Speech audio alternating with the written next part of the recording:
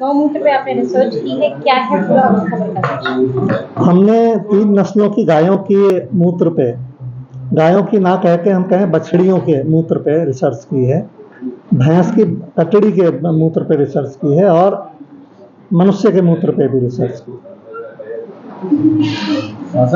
क्या रिसर्च क्या है, रिसर्च है, क्या क्या निकलता है? इस रिसर्च में हमने 2 चीजें देखने की कोशिश की कि मूत्र में कौन कौन से हानिकारक जीवाणु मिलते हैं और मूत्र में जीवाणुओं को मारने की कितनी शक्ति है। कौन सा वायरस या जीवाणु या बैक्टीरिया जो होता है, कोई नाम उसका ऐसा आपने थोड़ा बता पड़ेगा।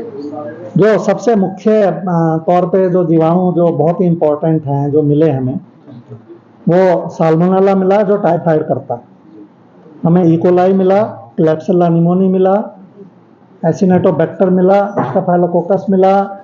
तो ये खतरनाक बैक्टीरिया की श्रेणी में आते हैं सारे। जिस तरह से गौमूत्र को पवित्र माना जाता है, आपकी मैंने एक खबर पढ़ी टाइम्स ऑफ इंडिया में जिसमें लिखा हुआ है बड़ा बड़ा कि जो काउ यूरिन जो है वो सूटेबल नहीं है ह्यूमन बॉडी के लिए और अब तक लोग जो है उसको पवित्र समझ के पीते हैं। देखो वो उस खबर में जो बताया गया है वो इसी जो इस रिसर्च पेपर में छपा है वो उसी को ब्रीफ किया है।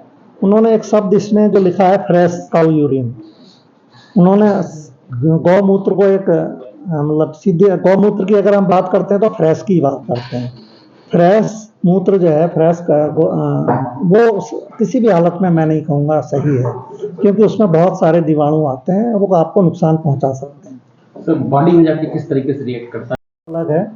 तो अगर आपका इम्यूनिटी कमजोर है तो आपको जो टाइफाइड का जीवाणु गया आपके अंदर तो टाइफाइड कर देगा। ई कोलाई अगर गया तो सेप्टिसीमिया भी कर सकता है, निमोनिया भी कर सकता है, डायरिया भी कर सकता है। टाइफाइड का जीवाणु भी डायरिया कर सकता है। ऐसे क्लेब्सिला निमोनिया गया तो वो निमोनिया कर देगा आपको और आपके डायरिया भी कर देगा वो।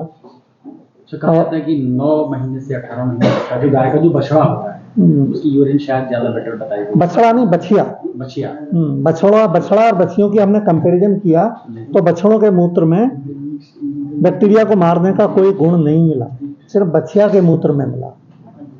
देसी में कौन सा काम होता है? देसी में हमें थरपारकर और साहिवाल इन दोनों गायों के मूत्र में अच्छा असर मिला, पर जो वृंदावनी गाय है उसमें बहुत कम था।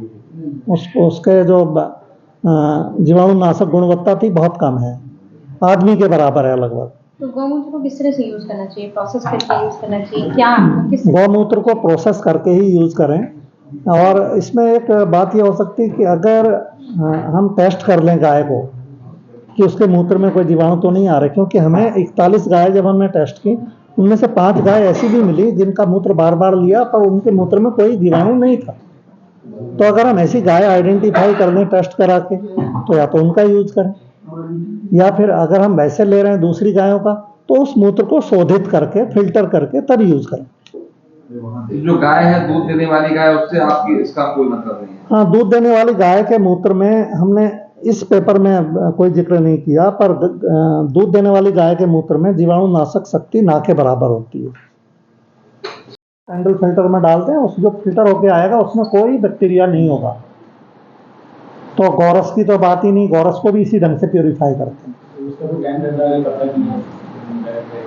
अगर आपने उसे फिल्टर कर लिया है तो वो आराम से अगर आपने खोला नहीं है उसे फिल्टर करने के बाद तो वो आराम से 1 हफ्ता चल जाता है। और अगर आपने उसे खोल लिया, जिस शीशी में आपने फिल्टर किया उसी को बार बार खोल के पी रहे हैं तो नेचुरली वो खराब हो जाएगा।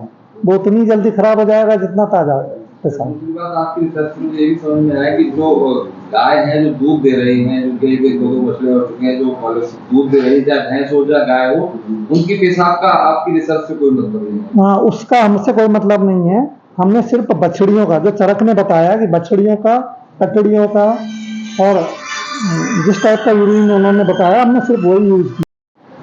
कमजोर कर देता है तो बैक्टीरिया आसानी से मर जाता है और घाव तेजी से भरता है।